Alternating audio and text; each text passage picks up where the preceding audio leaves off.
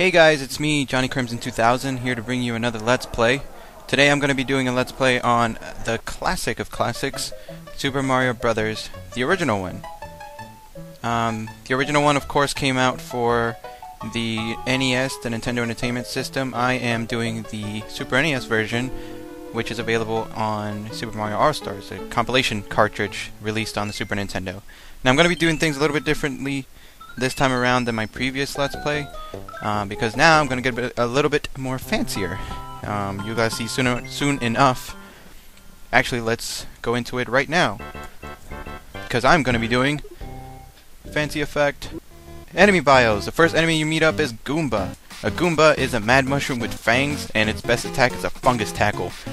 Basically, all it does is run into you. That's basically all it does. It just runs towards you and it hopes to God that it hits you. You can take it out by stomping on its head, as you do with most enemies in this game. They're basically Bowser's lackeys. They're the grunts of Bowser's army. And here's just a little bonus area. If you guys aren't familiar with it, the Super NES version and Super Mario All Stars contained upgraded graphics and remixed music. And there we go, the first flagpole in World 1-1, one of the most familiar levels in all of video gaming. Who doesn't know World 1-1? Anyways, now we go on to World 1-2. Funny thing, is it just me, or is the little sound clip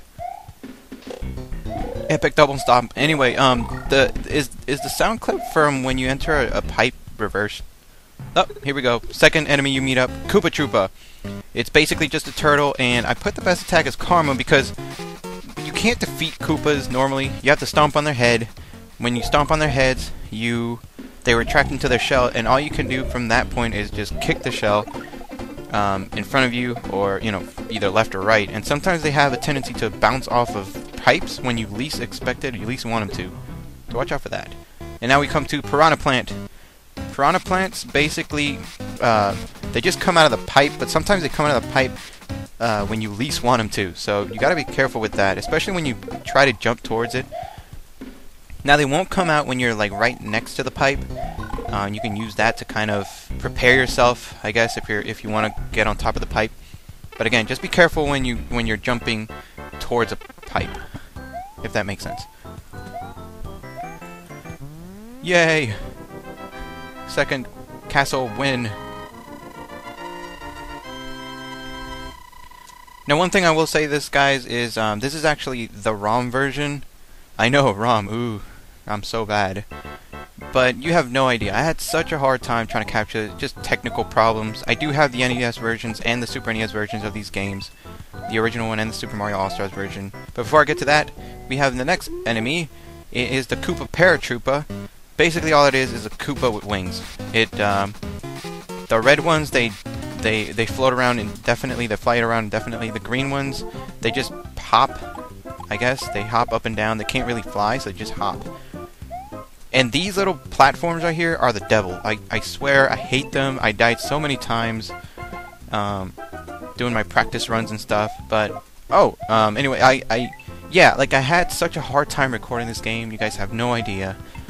I tried to capture the footage from my Super NES, but for whatever reason, my capture card when I played the footage back, it was, the video would pause and slow down, and the audio got so out of sync. But anyway, on to our next villain. It's not really a villain, it's an obstacle. It's the fire bar. It's basically just a stick on fire.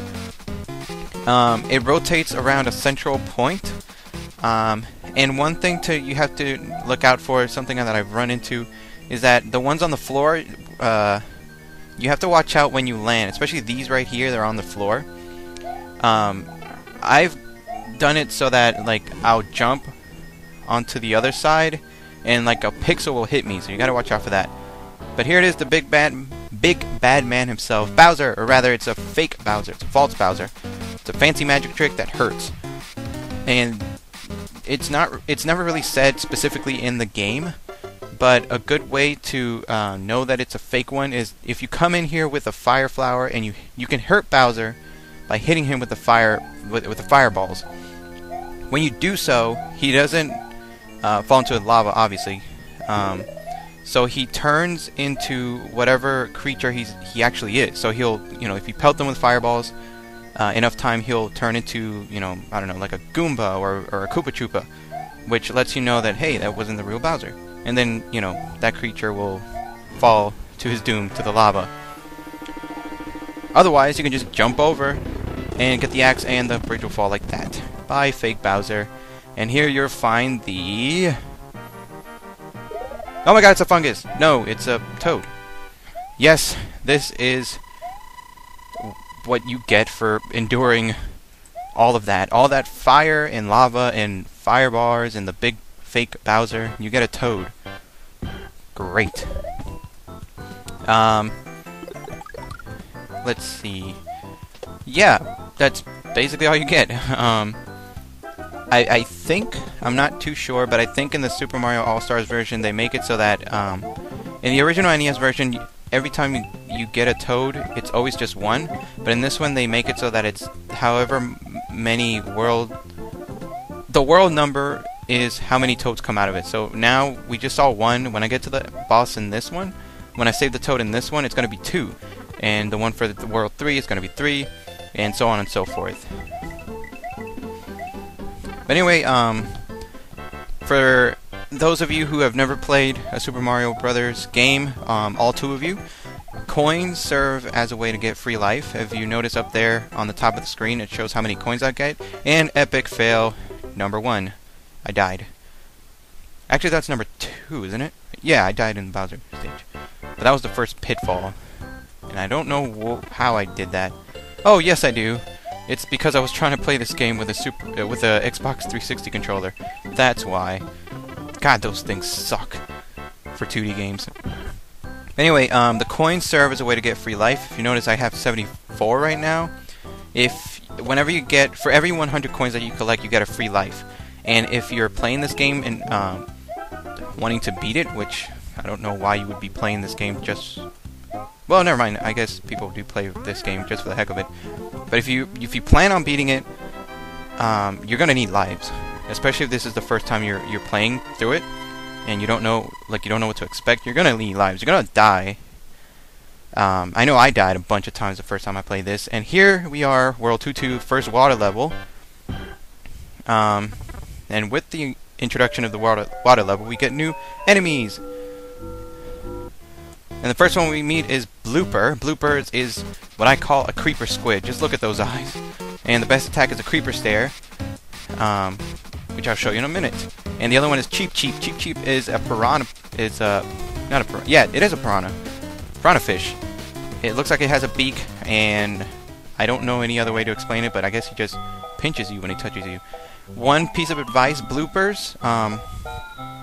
If you're small Mario, you can stand on the bottom, on the floor, sea floor, indefinitely, and they will never come down low enough to hit you if you're small Mario. If you're big Mario, you can just crouch. And one thing I found is that bloopers seem to be programmed to go in the direction that you're going. So you're going to see me throughout this entire playthrough that I kind of abuse that. The only way that I can explain it is that right now you can see that I'm swimming to the right, and that's where the blooper's going. He's floating to the right. I'm not sure if I do it here, but like if you start moving, yeah, there he is. I started moving to the left, so he started going to the left, and you can abuse that and try to make him go off screen so that you don't have to deal with him anymore. I know I do that a lot in the future water levels, but there you go. It's a small tip from Johnny Crimson 2000 to you. I don't know how well known that trick is, but I use it all the time. So there you go. Anyway, we got out of the water. I don't know how Mario could hold his breath that long, but then again, we're talking about a man who's trying to save a princess against a big freaking turtle, so... Win! Oh, and the thing about the fireworks, I can't remember exactly what it is, but I know it has something to do with the time. I think it has like 6, 9 or something. If your end time, if you get to the pole when the last digit in the time counter is like 6 or 9, you'll get the fireworks.